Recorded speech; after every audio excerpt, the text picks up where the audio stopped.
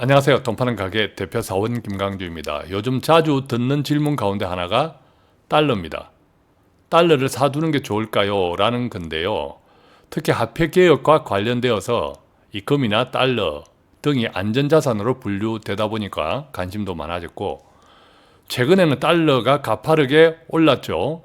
그러다 보니까 자연스럽게 달러에 대한 관심이 더 증폭되었지 않는가 하는 생각이 듭니다. 그래서 오늘은 지금 달러에 투자하면 좋을까요? 라는 질문으로 함께 나눌 건데, 달러에 투자하는 방법 참 다양합니다. 여러분들이 알고 있는 그 이상인데요. 대략 정리해 보니까 한 7가지 정도 되더라고요. 오늘은 이 달러를 하나의 상품으로 볼 때 우리가 어떤 관점에서 바라보아야 할까, 또 최근에 원달러 환율 급등은 과연 국내 요인일까, 대외적인 요인이 더 클까, 그러면 지금 달러를 어떻게 투자하는 게 좋을까 등등을 조금 개괄적으로 또한 종합적으로 살펴보는 시간 갖도록 하겠습니다. 자, 지금 달러에 투자하면 좋을까요? 지금부터 출발합니다. 돈 파는 가게를 구독하는 당신은 정말 멋쟁이입니다. 자, 지금 달러에 투자하면 좋을까요? 달러에 투자하는 7가지 방법 하나씩 살펴보겠습니다. 우선 꼭 알아야 할 4가지를 먼저 체크해 드리겠는데요. 달러도 상품입니다. 즉 투자 상품이라는 거죠. 가만히 있지 않습니다. 변동성이 있습니다.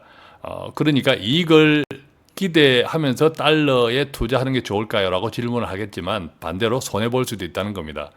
물론 뭐 이익이 되고 손해되고를 떠나서 시작할 때 말씀드렸듯이 이 달러는 대표적인 안전자산 가운데 하나입니다. 따라서 뭐 달러가 오른다 내린다 그 기준일 수도 있겠지만, 예를 들면 부자들 같은 경우에는 달러를 어느 정도 확보해 놓는 것도 일종의 안전자산 역할을 한다, 그런 기능도 있다. 두 번째는요, 달러는 단기 투자 또는 장기 투자보다는 중간 정도 기간의 투자에 적합하다라고 저는 생각합니다. 플러스 변수가 있습니다. 그 변수가 무엇인지는 이따가 한번 살펴볼 것이고요. 그렇기 때문에 세 번째, 반드시 투자 가능한 여유 자산에서 적절한 분산이 중요합니다. 달러도 하나의 상품이기 때문에 또 내가 가진 총 여유 자산 가운데 너무 여윳돈이 적으면 이것을 뭐 달러까지도 분산해야 될까, 그런 의구심은 살짝 듭니다만, 뭐 기본적으로는 조금 여유 자금이 넉넉하다 이런 느낌을 가진 분들에게 적용되어야 하지 않을까라는 생각도 듭니다. 네 번째는요, 배보다 배꼽이 있습니다. 비용이 있다는 거죠. 뭐 수수료뿐만 아니라 지난번에 금에 대해서도 이야기했지만 사는 가격, 파는 가격 다 다릅니다. 환도 마찬가지죠. 내가 파는 가격, 사는 가격 다 다른 거죠. 그래서 이런저런 뭐 수수료와 세금 등이 있다. 이런 4가지를 꼭 먼저 기억하면 좋겠습니다. 자, 그러면 달러가 이 변동하는 그 원인은 어디에 있을까? 큰 틀에서 보면 해외 요인과 국내 요인이 있겠죠. 해외 요인은 이런 겁니다. 절대적 요인이 있죠. 미국의 달러는 뭐 기축 통화로서 막강한 그 자체로서 파워가 있습니다. 또 이제 상대적 요인도 있죠. 미국 외에 예를 들면 이제 유로라든지 유럽 시장이 좋으면, 즉 경제가 유럽 경제가 좋으면 유로 대비 달러가 약세가 이제 될 수 있죠. 그런 영향들이 우리 원화에도 영향을 미칠 수 있다라는 거죠. 자, 국내 요인 보겠습니다. 아무래도 한국의 경기 침체 최근, 또한 지정학적 리스크, 북한과의 문제가 조금 더 나쁜 방향으로 흐르죠. 이제 이런 등등이 최근에 이제 강달러에 영향을 미치고 있다, 이렇게 이제 생각이 되죠.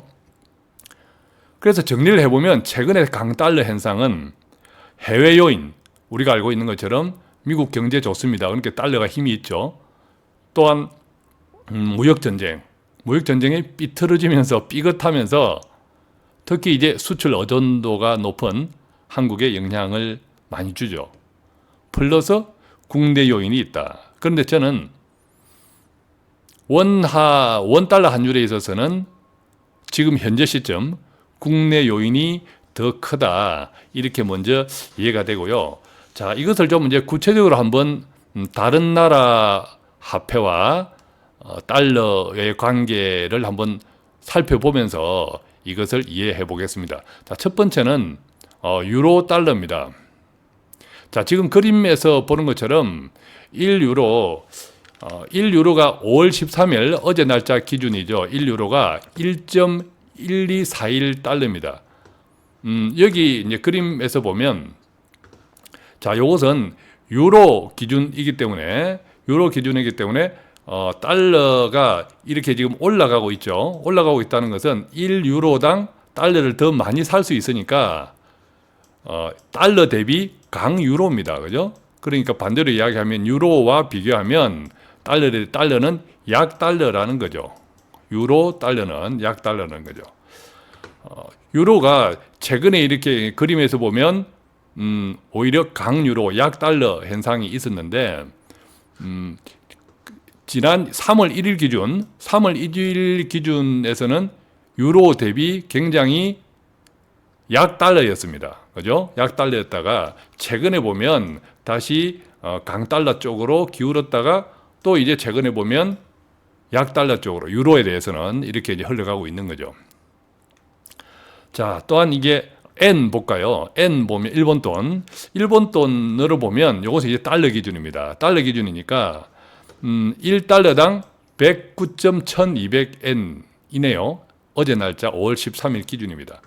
자, 이 그림에서 보는 것처럼 달러 엔 기준은 계속 떨어지고 있습니다. 그죠? 달러 엔 기준.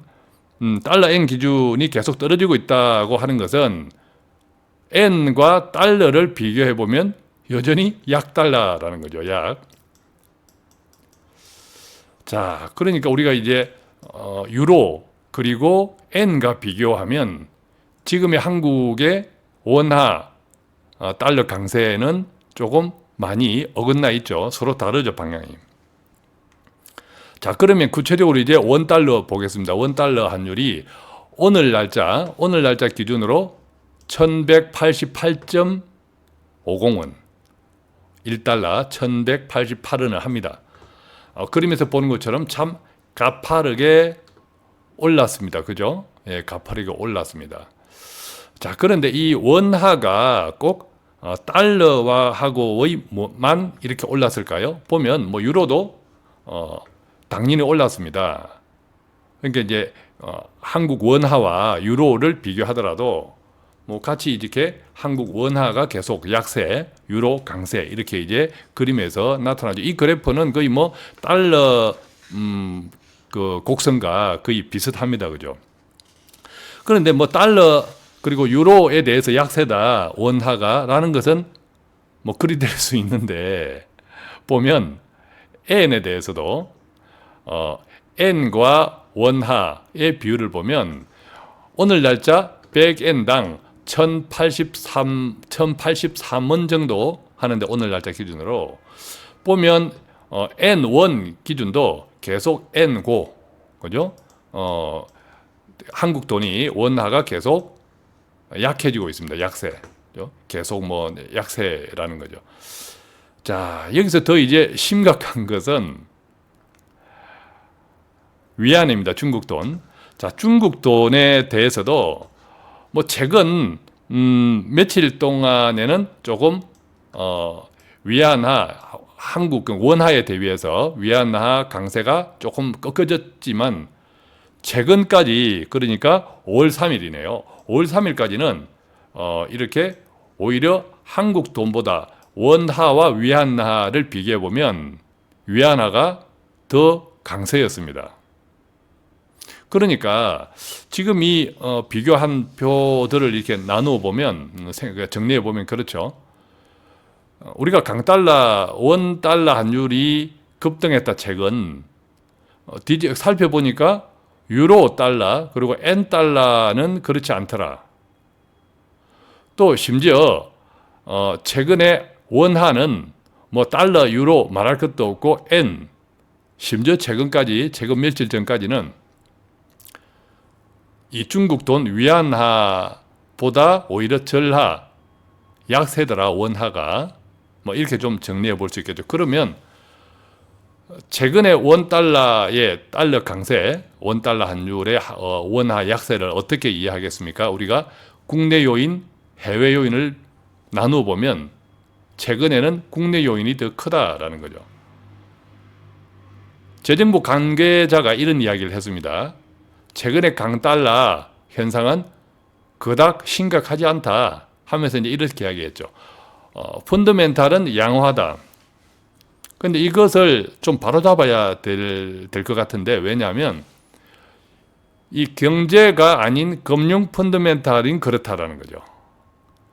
펀더멘탈은 양호하다. 이게 경제 펀더멘탈이 아니라 금융 펀더멘탈. 금융 펀더멘탈은 뭐죠? 예를 들면 한국 같은 경우 외환 보유고, 또 무역 흑자, 무역 수지, 흑자 지속, 뭐 이런 등등이죠.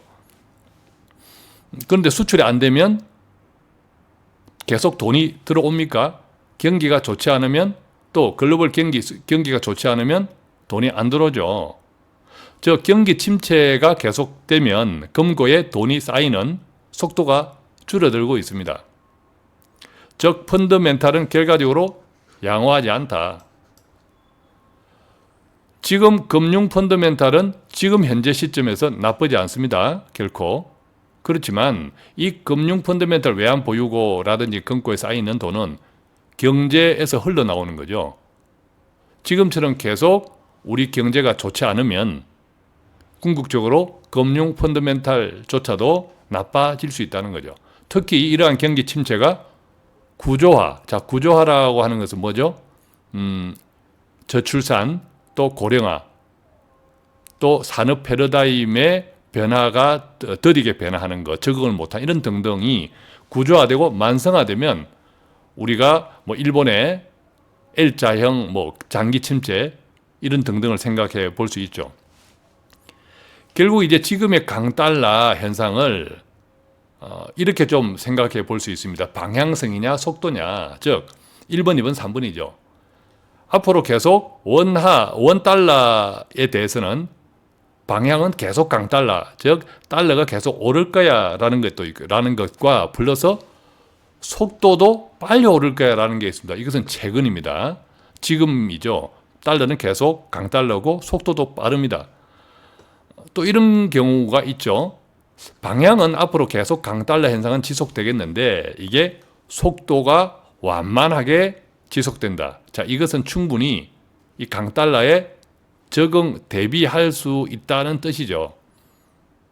세 번째는 이런 경우입니다. 방향은 약달러다. 장기적인 방향은 언젠가 다시 꺾일 것이다. 그렇지만 속도는 완만할 것이다. 자, 한국 경제가 지금 좋지 않기 때문에 또 이것이 한국 경제의 전환도 쉽지가 않죠. 아무래도 더딜 수밖에 없습니다. 전환된다. 경기가 다시 좋아진다고 하더라도. 그래서 어떤 장기적인 달러 방향성을 약달러라고 생각을 한다고 하더라도 그 속도는 더딜 수밖에 없다라는 거죠. 자, 여러분은 1번, 2번, 3번 가운데 몇 번이겠습니까? 아무래도 지금 달러에 투자해야 할까요? 라는 질문이 많다는 것은 1번 또는 2번이죠. 3번은 아마 생각들을 많이 안 하고 있는 듯해요. 방향은 약달러다. 그렇지만 그것이 속도가 완만할 것이다. 이런 것은 생각하는 사람들이 아무래도 드물지 않는가 하는 생각이 드는데, 이 방향성과 속도에서 결국 관건은 무엇일까요? 한국 경제라는 거죠. 한국 경제가 하반기에 좋아진다. 물론 한국 경제는 이제 수출 중심이기 때문에 아무래도 이제 글로벌 변수, 지금 미중 무역 전쟁이나 이런 등등과도 직접적으로 많이 연관이 되겠죠. 어쨌든 이제 종합적으로 보면 결국 달러 방향성은 한국 경제이다. 그렇지만 저는 1번, 2번이 아니라 3번도 한 50% 정도의 비중을 두고 있습니다. 그 이유가 바로 강달러는 어쨌든 미국의 트럼프도 원하지 않죠. 미국은 비록 무역 수지에서 수입이 훨씬 많은 나라지만 수출 그 자체로서 보면 또 이렇게 대단한 수출 국가임에 틀림이 없기 때문에 수출 국가에서 강달러는 계속 지속되면 결코 미국의 수출 기업에 나쁜 영향을 계속 미칠 수밖에 없기 때문에 미국의 이 강달러를 계속 하기는 한계가 있다라는 거죠. 다만 이것이 한국과의 문제에서는 다를 수 있다. 한국의 경제는 미국에 비하면 너무 작죠.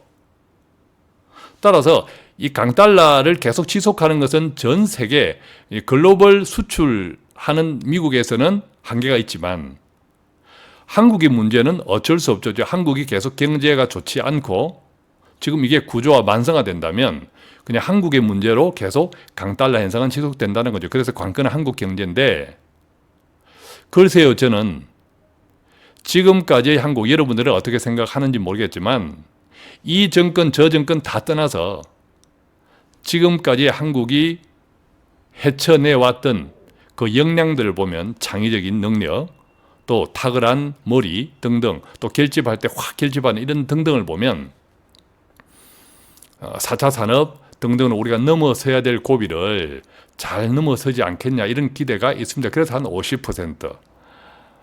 관건은 한국 경제다. 자, 이 지점에서 한번 살펴보아야 할 게 우리가 과연 달러에 대해서 장기적인 관점에서 일단 한국 문제를 제외하고 달러 자체를 한번 보면 장기적인 관점에서 조금 전에 미국은 대표적인 수출 국가다. 그래서 강달러는 미국 자체에서는 한계가 있다. 미국 입장에서. 자, 그 점이 바로 이제 달러 인덱스입니다. 달러 인덱스라고 하는 것은 달러 가치를 평가하는데 가장 많이 활용하는 지표입니다. 구체적으로는 세계 주요 6개국 통화에 대한 달러의 상대적인 가치 평가인데 이게 1973년을 100으로 기준합니다. 1973년을 100으로 기준하고 현재 가치를 평가하는 건데 1973년을 100으로 한다니까 무려 40년, 50년 전에 기준이죠. 1973년. 자, 4, 50년 전 100을 기준으로 해서 이 6개국 통화, 주요 6개국 통화 보면 뭐 유로, 영국 파운드, 일본 엔화, 캐나다 달러, 스웨덴 크로네, 그리고 스위스 프랑. 자, 이 6개국 통화에 대한 달러의 상대적인 가치 평가가 달러 인덱스인데 이게 1973년 100을 기준했다는 거죠.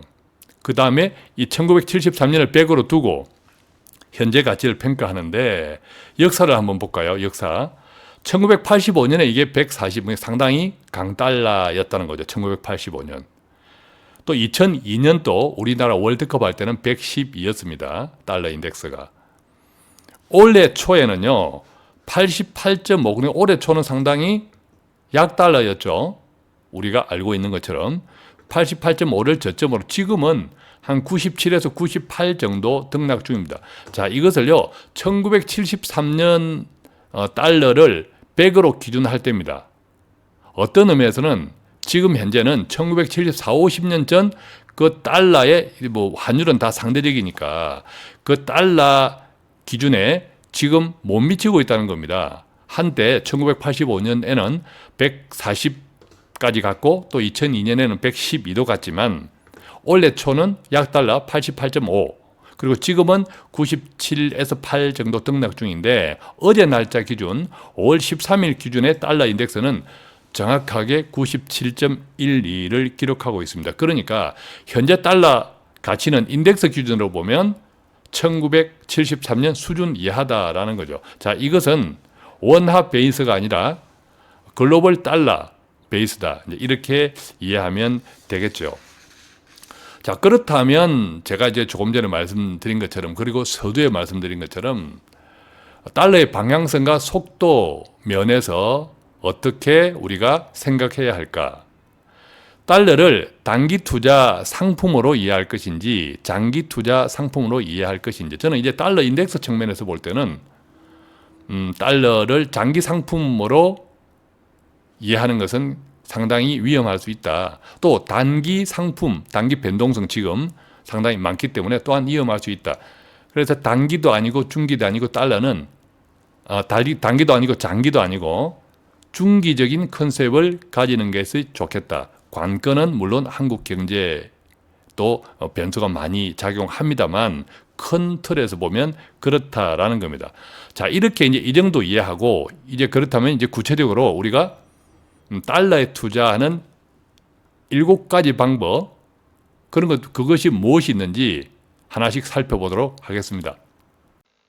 돈 파는 가게 단골이 되시면 매일매일 신선한 돈 되는 정보가 배달됩니다.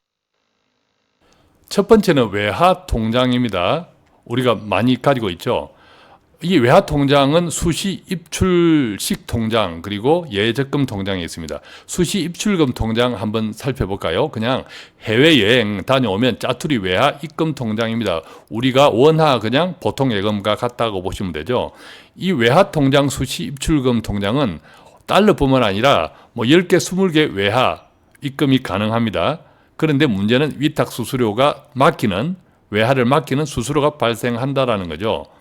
은행에 따라 다르지만 달러는 위탁 수수료는 없습니다. 워낙에 뭐 일상적으로 원화처럼 거래가 되다 보니까 N도 없는 경우 없는 은행도 있고 은행 따라 다릅니다. 대체로 이제 위탁 수수료가 발생한다면 한 1.5% 내외 정도. 따라서 결론 수시 입출금 외화 통장보다는 그냥 장롱에 넣어두는 것이 좋습니다. 필요할 때 또 끄집어 쓰고 그죠. 또 이제 외화 통장에는 수시 입출금뿐만 아니라 외화 예적금 통장도 있죠. 금리 수준은 한 2% 정도. 이자 소득세 내야 합니다. 대신에 이 환차익을 얻을 수 있습니다. 환율 변동에 따라서. 또 약달러로 바뀌면 환차손을 손실을 볼 수도 있죠. 그렇지만 이제 환차익으로 이익을 봤을 때 이 환차익에 대한 세금은 없다. 이 점은 장점이죠. 그리고 또 예금자 보호가 된다는 것도 괜찮습니다. 달러를 이 외화 예적금 통장에 넣고 뺄 때 환전 수수료가 발생합니다. 그래서 환율을 환산하면 한 4, 50원 가량은 빼고 생각해야 돼요. 그러니까 이제 비용이 있다. 이 점 이해하시고. 자, 두 번째는 달러 표시 채권입니다. 달러 표시 채권은 우리가 채권은 뭐죠? 기업이나 정부에서 돈을 빌리면서 발행하는 일종의 차용 증서 같은 것이 바로 채권이죠. 그런데 이 채권을 원화로 표시하지 않고 금액을 달러로 표시하는 것이 바로 달러 표시 채권입니다. 즉 달러 기준으로 나중에 돈을 상환해 주겠다 이런 의미인데 미국 국채 뭐 대표적으로 이것은 뭐 자국의 달러 자국의 국채니까 그리고 신흥국 이머징 달러 표시 국채 등에 투자하는 이 대표적인 중위험 중수익 상품이 바로 달러 표시 채권입니다. 채권이 얘가 달러로 지급됩니다. 그러니까 강달러 때는 유리하겠죠. 그런데 이 강달러가 계속 지속되면 이 달러 표시 채권을 발행한 기업들이 이 채권을 상환할 때 돈을 갚을 때 더 많은 돈을 갚아야 할 수 있습니다. 즉 강달러가 계속 지속되면 따라서 이 조달 비용이 증가하면서 부도 위험이 높아질 수 있다. 이 달러 표시 채권. 그 점 조금 유의하시면 좋겠고 달러 표시 채권은 대표적인 중위험 중수익 상품인데 계속 강달러가 지속되면 특히 한국 기업들이 발행한 달러 표시 채권은 조달 비용 증가로 인해서 부작용이 생길 수 있다. 이 정도 이해하시면 좋겠고 최근에 강달러는 한국 또 뭐 중국 기타 신흥국에 같이 영향을 미치고 있죠. 따라서 신흥국 이머징 달러 표시 국채도 조금 전에 이야기 드렸듯이 계속 강달러가 지속이 되면 조달 비용이 증가하면서 조금 이제 문제가 생길 수 있다. 이 점 좀 이해하시면 좋겠고요. 그 다음에 이제 세 번째 달러 ELS, DLS가 있습니다. ELS는 우리가 다 알고 있죠. 보통 이제 주가 지수를 기초자산으로 하는 것이 바로 ELS인데 이 달러 ELS는 주가 지수를 기초자산으로 하는 ELS를 달러로 투자하는 상품입니다. 한 년 4 내지 6%를 기대할 수 있는데 그러나 이자 소득세를 내어야 한다는 점 그러니까 이제 금융종합과세를 걱정하시는 분들은 꼭 이제 유념하셔야 되고 달러 DLS도 마찬가지입니다. 뭐 금리를 기초자산으로 연 4, 5% 기대 수익 얻을 수 있다. 영국 파운드화 이자율 서합금리 어렵죠. 또 미국 달러와 CMS 금리를 기초자산으로 한다. 내용을 자꾸 이제 듣다 보면 조금 익숙해집니다. 그래서 돈 파는 가게 방송을 습관적으로 계속 듣다 보면 비슷한 용어들 반복되니까는요. 어느 때부터 익숙해지면서 편안해질 겁니다. 네 번째는요, 이런 게 있습니다. 해외 채권 및 주식에 직접 투자하는 것. 해외 채권을 직접 사는 것은 그냥 달러죠. 또 해외 주식에 직접 투자하는 것, 뭐 이런 등등이 있습니다. 이자 및 배당 소득은 배당 소득세를 냅니다. 배당 소득세를 내고 해외 채권 주식 직접 투자할 경우 말입니다. 또 매매 차익.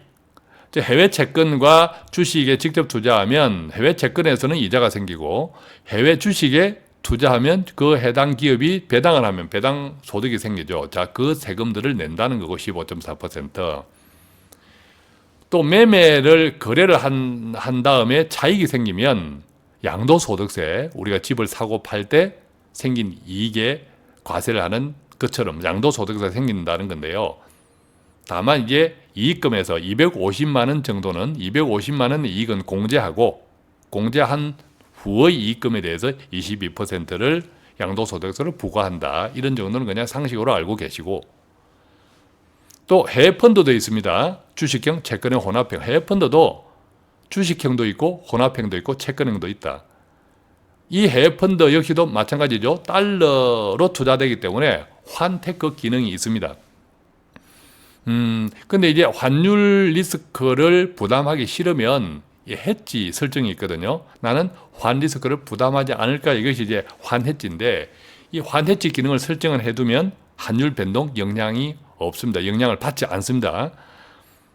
또한 이 해외 펀드 역시도 수익에 대한 소득세 15.4%를 부과해야 합니다. 부과받습니다.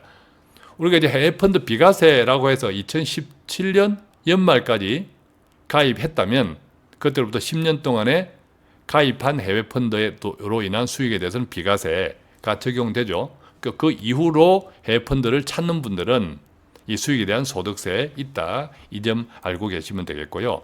자, 여섯 번째로 달러에 투자하는 방법, 바로 달러 ETF입니다. 자, ETF는 상장지수 펀드 많죠. 지난번에 금 이야기할 때도 ETF 이야기했습니다.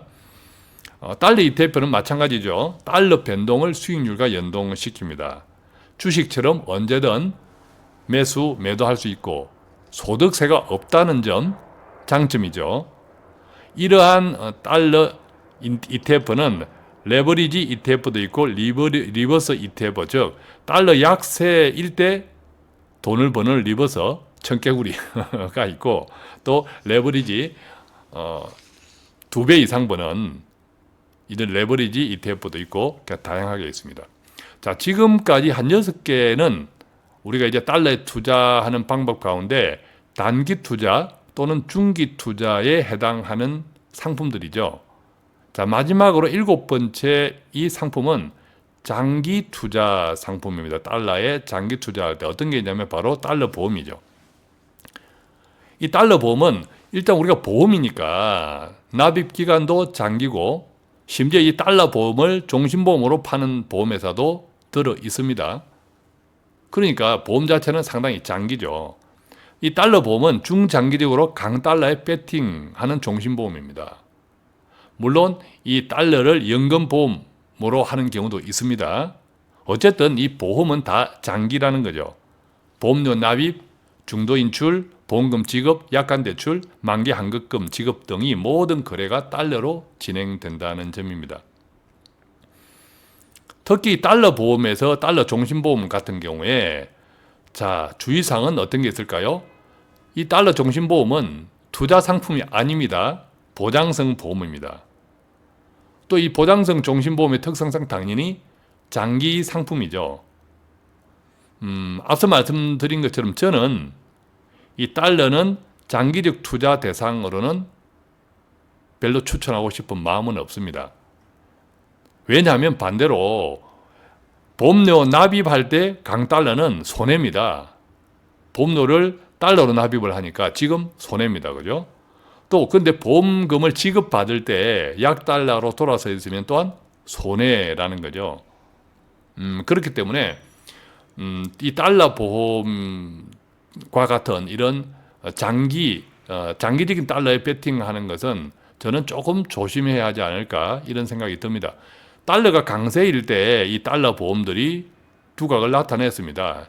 지금도 그렇지만 그 오래전에 정확하게 지금 기억나지 않는데 몇 년 전에도 강달러가 났을 때 특히 우리가 뭐 IMF 같은데 강달러 현상 또 그게 심했을 때는 달러 보험이 또 많은 주목을 받았습니다. 그렇지만 이제 아까 달러 인덱스를 보셨지만 결국 이제 한국 경제가 관건이긴 합니다만 글로벌 달러 기준은 지금 1973년 인덱스 100 그 기준에도 못 미치고 있다는 점. 그렇기 때문에 달러에 너무 장기적으로 배팅하는 것은 크게 바람직스럽지 못하다라는 생각을 저는 가집니다. 다만 이 달러 보험도 필요한 사람들이 있습니다. 예를 들면 뭐 자녀나 손자녀가 유학 갔다든지 이러면 유학 자금 등에 활용할 수 있습니다. 현지에서 뭐 중도 인출할 수도 있고 뭐 약한 대출들을 할 수도 있고 뭐 등등이라는 거죠. 자, 지금까지 우리는 이 달러의 변동성을 한번 살펴보고 최근에 강달러가 어떤 데에 기인하느냐 살펴보았습니다. 정리해 보니까 해외 대외적인 문제보다 한국 문제에 조금 더 요인이 더 많더라라는 것을 최근에 달러 단기 급등 현상을 좀 이해할 수 있겠고 또 이 최근에 미중 무역 전쟁이 틀어지면서 한국뿐만 아니라 이머징 이런 국가들, 아시아 국가들의 또 강달러가 더 기승을 부리고는 있습니다. 자, 그래서 여러분들의 선택이지만 저는 이 달러에 투자할 때도 분산이 중요하다. 또 어느 정도 여유 자금이 있는 분들이 분산에 의미가 있다. 이런 생각이 들고요. 또한 이 달러는 단기나 중기 투자에 적합하다. 단기 또는 장기는 위험하다. 자, 이런 말씀으로 저는 정리해 드립니다. 자, 마지막으로 꼭 알아야 할 4가지 다시 한번 정리해 보겠습니다. 지금까지 이제 함께 공부한 것들. 자, 달러도 변동성이 있습니다.